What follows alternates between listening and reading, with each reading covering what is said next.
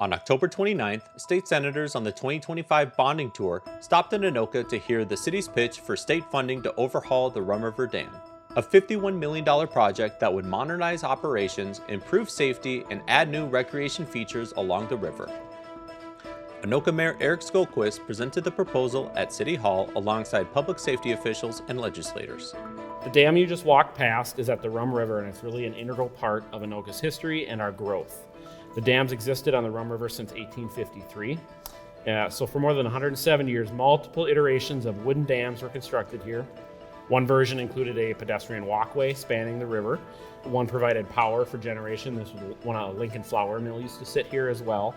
And also there was conveyor system for small boats to get them up and down above the dam at some point as well. So the current concrete dam was built in 1969, has a satisfactory condition rating, and it's been independently owned and operated by the city of Anoka since the 1930s, when it was turned over from the mills back then. So we've demonstrated our support, our dedication, and our investment in this Rum River Dam by maintaining the integrity of the dam structure, and now we seek to improve the operations and expand its function to benefit our entire region and the state of Minnesota. An engineering feasibility study was completed in March 2025 with funding from the legislature.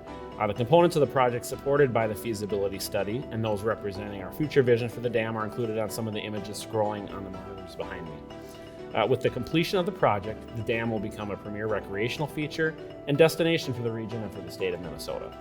So the reconstruction and modification includes a few different elements. So automated crest gates, a lock feature for recreational watercraft, river recreation whitewater feature for multiple user groups, pedestrian bridge, a fish passage, as well as operational improvements that'll result in better management of the aquatic life and recreation. So the proposed project seeks to expand the uses of the dam by adding recreational and environmental features and enhancing safety and resiliency.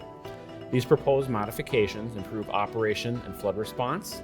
They expand public access to the river. They responsibly restore the ecological connection of the river that was severed back in the 1850s. It creates a new and innovative river recreation opportunity to be freely accessed and utilized by everyone, regardless of socioeconomic background or their paddling skill levels. So I'll just give you a quick little background on each of these elements. So installation of wooden flashboards on the dam creates a 6-mile recreational pool. It spans from the communities of Anoka, Andover, Ramsey, and further upriver. Each fall, those boards are manually removed by city staff, sometimes in pretty dangerous condition. So mechanical crest gates would enhance the dam's ability to respond to some of these rapidly changing issues, and also create more resiliency and safety for these staff that have to go out there all the time.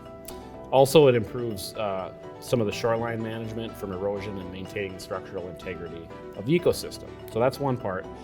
The addition of the river recreation feature creates an innovative recreational amenity that will be free to users and provides unique access inland for inland surf wave and cascading whitewater rapids with the Rum River.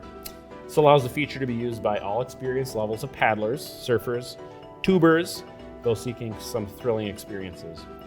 But it would also be the first of its kind in Minnesota, located in the Twin Cities area.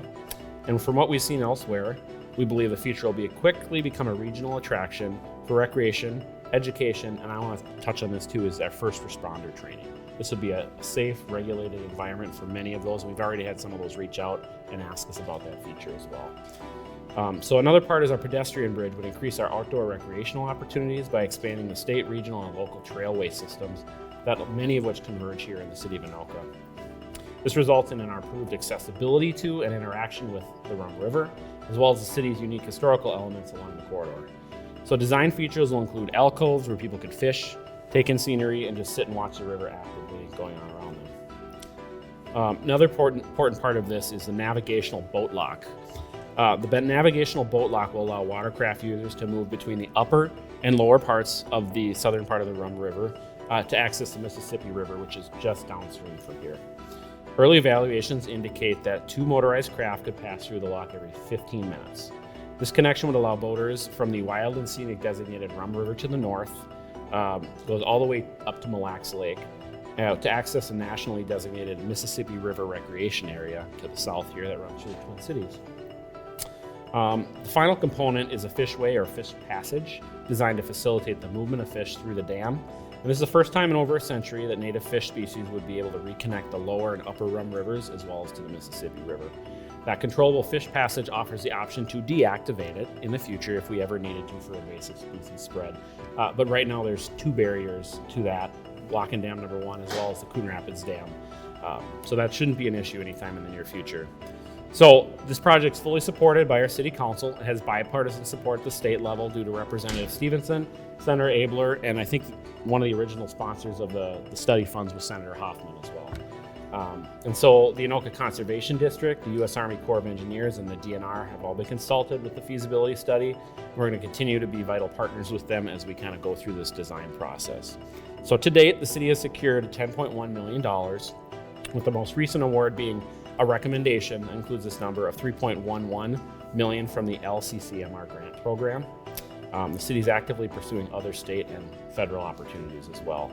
So we'll be submitting a capital bonding request to assist with the completion of the construction package needed for the project.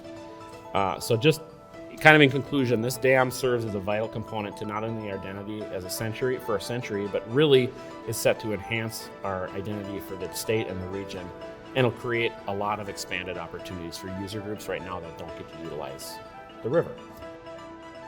To learn more about the Rum River Dam Modification Project and to keep up with the project timeline, follow the City of Anoka on Facebook as well as subscribe to the city newsletter for all City of Anoka updates.